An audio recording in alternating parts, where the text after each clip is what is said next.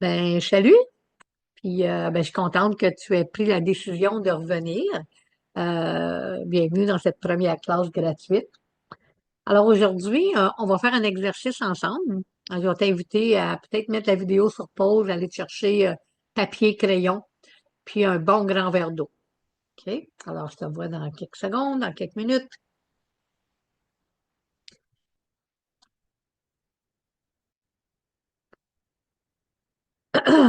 Alors, avant de nous lancer dans une nouvelle entreprise, nous devons d'abord souligner l'importance de maintenir une base solide.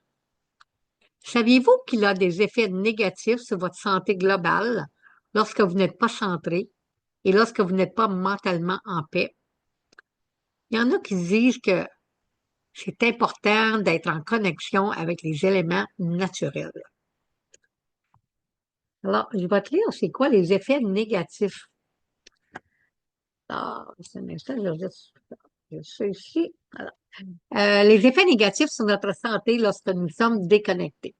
Alors, manque de vitalité, fatigue, peur, insécurité, souvent financière, manque de confiance en soi et de courage, incapacité à aller de l'avant ou de passer à l'action, vivre seulement dans sa tête et nier son intuition, problèmes aux pieds, aux genoux, au bas du dos, aux nerfs sciatiques et aux organes sexuels, problèmes de peau tels que l'eczéma, le psoriasis et euh, tout ce qui concerne la peau. Tu sais, admettons que tu vas voir le médecin, OK? Puis que tu manques de vitalité, OK? Tu es toujours fatigué, puis en plus, ben, tu as mal aux genoux. Ben, tu sais, le médecin, là, il ne t'ouvre pas c'est quoi que tu as, là. Premièrement, si tu es bien fatigué, il va te donner une pilule pour dormir. Si tu dis que tu as des peurs, des insécurités, que tu manques de confiance, tu manques de courage, ben, il va te donner un antidépresseur. Mais jamais qu'un médecin va te dire que tu es déconnecté. Ben non. Hein, c'est pour ça, ben des fois, euh, ben, on continue à prendre des médicaments, puis on ne sait pas trop qu'est-ce qu'on a, puis on se demande. Alors, je vais t'inviter vraiment à porter attention à ça, à comment tu te sens aujourd'hui, comment tu te sens, tu sais, comment tu te sentais hier, tout ça. Tu sais que ça, mettons, que tu passes 5 minutes par jour, pieds nus sur l'herbe, ça stimule la circulation sanguine.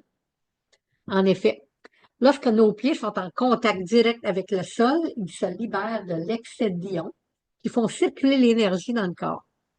Cela réduit les blocages dus au stress, à l'anxiété, à la tension. De plus, ça soutient le système nerveux, ça l'éloigne des signes de dépression. Voilà.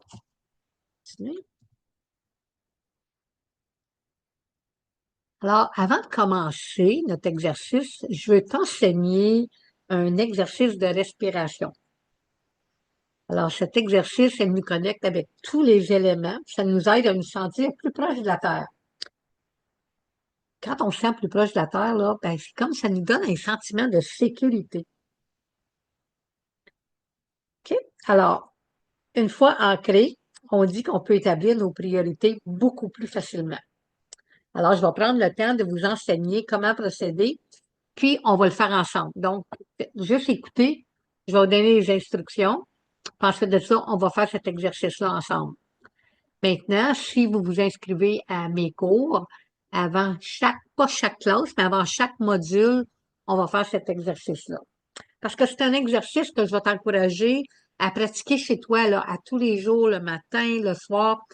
Ça prend 48 secondes à faire cet exercice-là. Hein? C'est même pas 1 minute. Si tu me dis, là, que tu n'as pas le temps de faire un exercice de respiration 2 fois par jour de 48 secondes chaque, ouf, on a un petit problème. Alors, cet exercice-là, elle se fait debout. OK? Alors, on se lève debout, faut rester assis pour tout de suite, là. Alors, on se lève debout, puis on met nos jambes à même égalité que nos épaules, puis on se détend, on ferme les yeux, puis on prend une grande respiration. Quand on inspire, on compte jusqu'à 4. OK? On inspire 4, 3, 2, 1. On inspire. on garde pendant 4 secondes, on compte jusqu'à 4, hein, on garde la respiration, on compte jusqu'à 4, puis ensuite de ça, on expire, puis on compte jusqu'à 4. Alors, quand on fait la première respiration, on s'imagine, là, puis on ressent les énergies de Maman la Terre monter à nos jambes comme des racines. Ça monte dans nos jambes, ça s'en va jusqu'au centre de notre poitrine, au cœur. OK? Ça, c'est qu'on va chercher avec la première respiration les énergies de Maman la Terre. Quand on prend notre deuxième respiration, toujours avec la méthode 4-4-4, puis on fait 4 entre chacune des respirations, donc c'est 4-4-4-4. Il y en a qui appellent ça la méthode carrée, là. Moi, ça fait bien longtemps que je fais cet exercice de respiration-là. Je me rappelle pas que ça s'appelait la méthode carrée, mais j'ai vu ça en quelque part. Alors, ta deuxième respiration, tu lèves tes bras, puis t'étires, là, comme si tu voudrais aller chercher les étoiles. Ça, mais tu ressens l'énergie de grand-maman Lune qui descend à travers tes bras, puis qui s'en va rejoindre les énergies de Maman la Terre jusqu'au centre de ta poitrine. Quand tu prends ta troisième respiration, en inspirant, tu baisses les bras, puis tu joins tes mains sur ton cœur. Puis là, ben, tu prends ton inspiration, tu retiens 4, tu relâches 4. Puis pendant que tu retiens 4, tu as tes deux mains sur le cœur, tu ressens les battements de 3 cœurs en un seul battement. Le cœur de Maman la Terre, le cœur de Grand-Mère Lune, ton cœur en un seul battement. Maintenant, on fait ça 3 fois, on fait 3 respirations, c'est pas plus long que ça.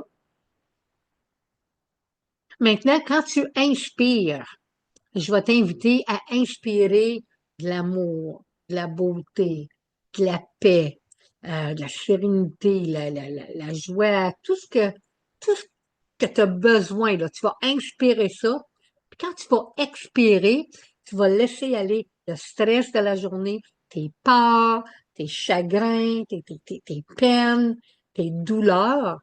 Puis, ben, bien sûr, tout le stress, on, on exhale ça, là, on envoie ça quand on expire.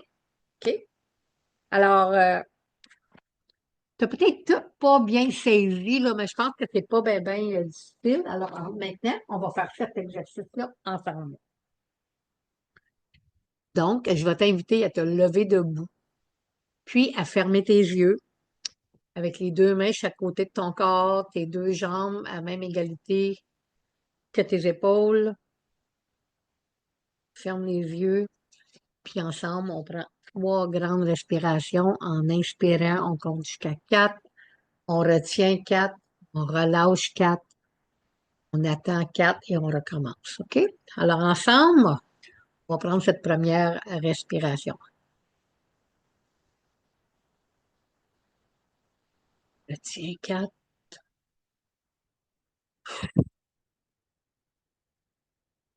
Et on expire. On laisse aller toute cette énergie négative.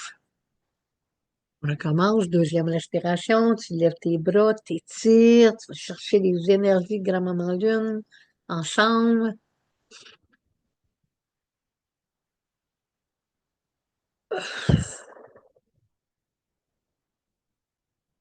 Tu descends tes bras, tu les mets sur ton cœur. Tu prends cette troisième respiration. Ressens le battement de cœur. 3 cœurs. Un battement. Et on relâche.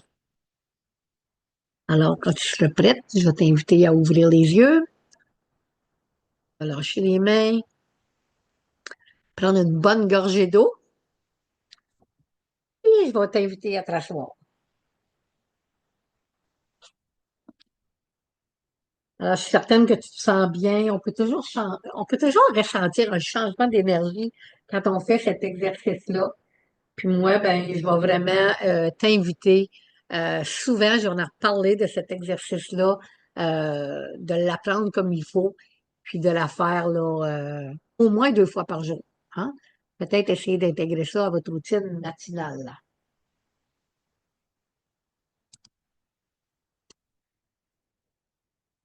Lorsque l'on désire quelque chose, il faut mettre de l'effort. Ce soir, nous allons aussi regarder si tu veux prendre le temps pour réaliser ton projet. Hein, tu ressens-tu des fois là, que tu cours contre le temps? Alors, c'est important de trouver du temps pour tes vrais désirs.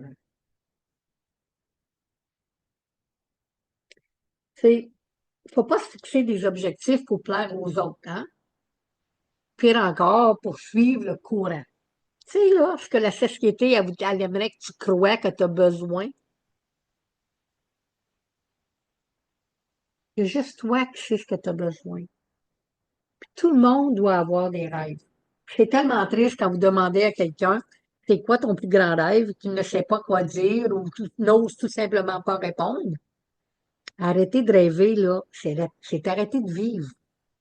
Avant de pouvoir vraiment vous concentrer sur vos rêves, avant de savoir vraiment ce qu'ils sont, ben, vous devez savoir qui vous êtes.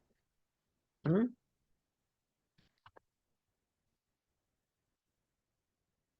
Alors, on va faire un petit questionnaire sur le temps. OK? Alors, je te suggère de mettre la vidéo sur pause entre chaque question. Prends le temps de vraiment réfléchir avant de répondre. OK? Puis, je veux vraiment que tu fasses cet exercice-là parce que tu t'inscrives ou non à mon cours. Si tu t'inscris, tu vas avoir besoin de cet exercice-là.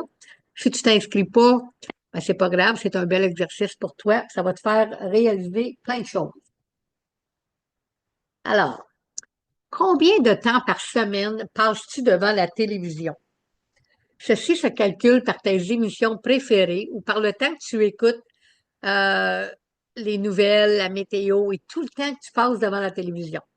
OK? Alors, tout le temps que tu passes en avant de la télévision, combien de temps par semaine? OK? Disons que tu regardes un film à tous les jours de 3 heures, ben, tu fais par 7, ça fait 21 heures par semaine. OK? Combien de temps par semaine passes-tu devant l'Internet? Bien évidemment, ne compte pas le temps qui est en lien avec ton travail. Hein? Alors, ceci se calcule par le temps que tu prends à lire tes courriels et à envoyer de peur de perdre des amis. Tu sais, des fois, là, je ne rentrerai même pas là-dedans, je pense. Une autre fois. Le temps passé devant Facebook, Instagram, les autres réseaux sociaux, bref, tout le temps non constructif passé sur Internet. Parce qu'il est bien facile de perdre du temps sur l'Internet. Alors, encore une fois, mets la vidéo sur pause, puis prends le temps d'y réfléchir. C'est toujours du temps par semaine. Combien de temps par semaine passes-tu au téléphone à discuter de tout et de rien? Ceci comprend les appels de gens qui t'appellent sans avoir rien de constructif à dire, ou ceux que toi tu appelles en cherchant leur approbation pour te convaincre que tu es dans la bonne direction. OK? Une autre bonne question qui porte à réflexion. Combien de temps par semaine passes-tu à aider les autres?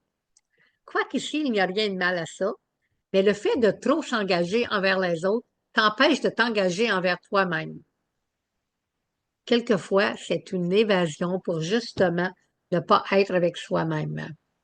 Alors, combien de temps par semaine passes-tu à aider les autres? Combien de temps par semaine passes-tu à dialoguer avec toi-même, à t'inquiéter, à te culpabiliser, à t'apitoyer sur ton sort, à te poser toujours les mêmes questions sans réponse et à toujours blâmer les autres? Nous avons 60 000 pensées par jour. Alors, si tu commences ta journée de cette façon, ou que ça se passe dans ta tête juste avant de t'endormir, si tu fais un de ces scénarios plusieurs fois par jour, compte tout ce temps. Fais une moyenne de ce que cela donne dans une journée, puis multiplie par 7 pour avoir une moyenne par semaine. Sois honnête dans ta réponse quand dans tous ces moments, tu es dans l'inaction. Alors, combien de temps par semaine passes-tu à t'inquiéter et à te culpabiliser? Combien de temps par semaine passes-tu des soirées avec des amis à discuter de tout et de rien, à potiner, à manger et à boire?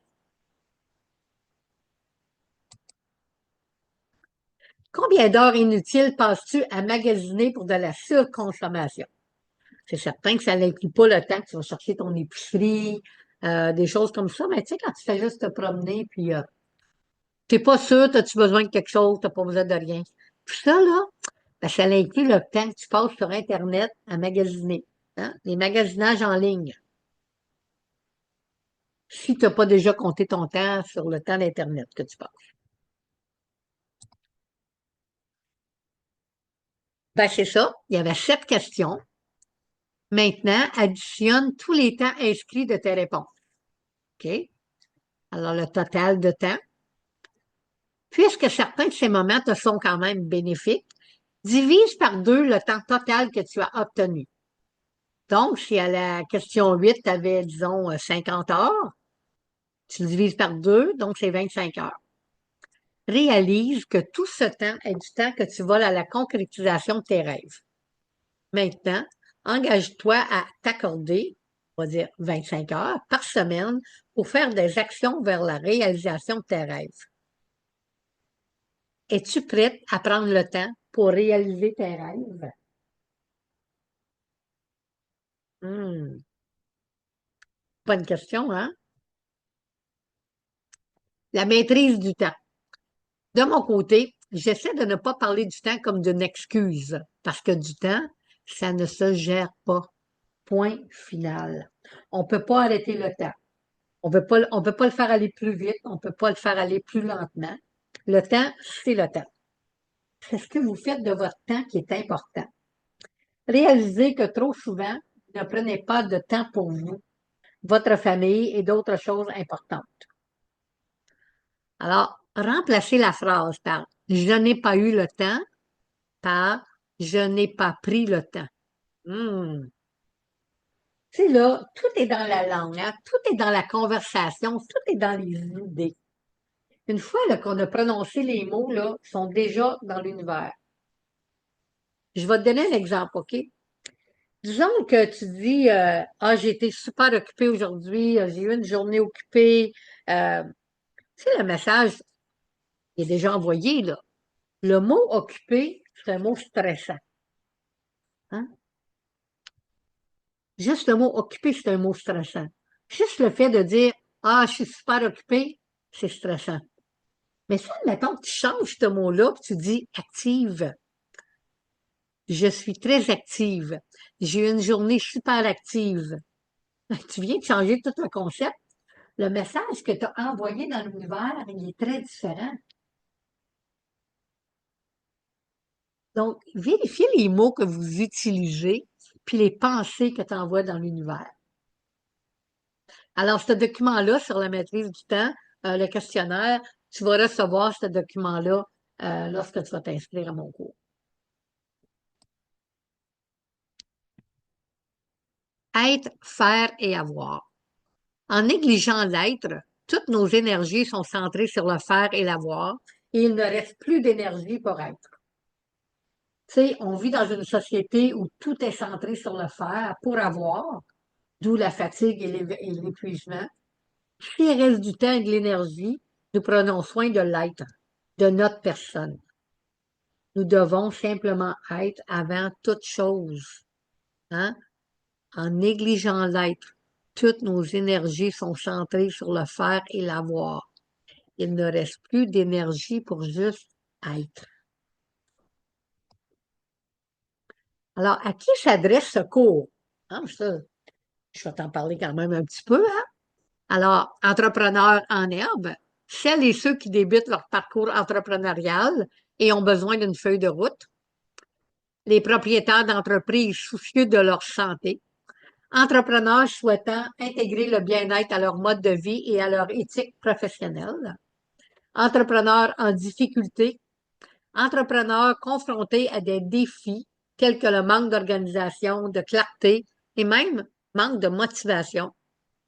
Tu sais, à un moment donné, si on a perdu le momentum, là, c'est très difficile de retrouver la motivation. Innovatrices, innovateurs en quête de renouveau, les leaders désireuses de revitaliser leur stratégie commerciale et de s'aligner sur le bien-être personnel. pour les personnes qui sont en quête de croissance, celles et ceux prêts à se lancer dans un parcours transformateur vers une vie réussie et équilibrée. Alors, c'est ça. C'était ma petite vidéo numéro 1, on va dire, sur la maîtrise du temps. Si tu as des questions, ben n'oublie pas, c'est juste, tu as juste besoin de m'envoyer un courriel, puis ça va me faire plaisir de te répondre. Sur ce, ben, bonne continuité. J'espère de te voir à ma prochaine vidéo gratuite. Et surtout, n'oubliez pas de respirer.